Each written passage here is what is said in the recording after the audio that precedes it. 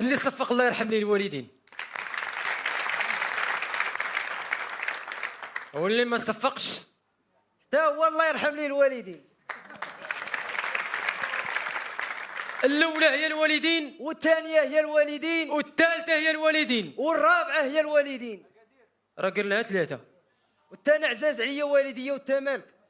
دخل الصح هذا. الخامسه هي الوالدين. بغينا كل واحد يضرب يدو لجيبو.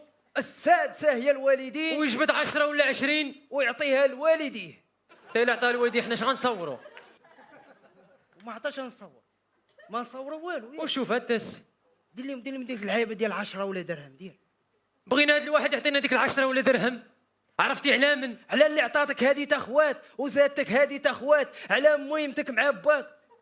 اجي على هذا اللي خاوي بالزولات، هذا بنادم.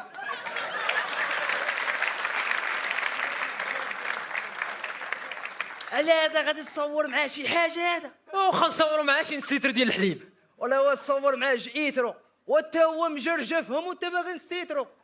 وهو نيت هاد الوالدين الله يسمح لهم وصافي، وكيبقاو عليك بالحليب الحليب الحليب الحليب الحليب حتى كيقطعوا لك بمره. كتسالي امك كيجيب باك، كيبقى عليك هاتي هاتي هاتي هاتي هاتي هاتي،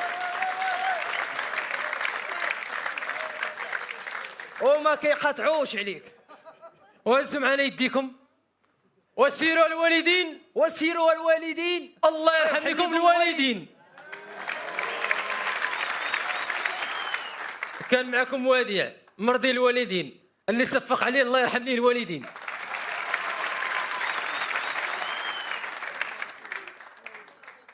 سعيد، هذا هو سعيد. سعيد هذا وما قاد على تقليد، اللي بغى يصفق يصفق.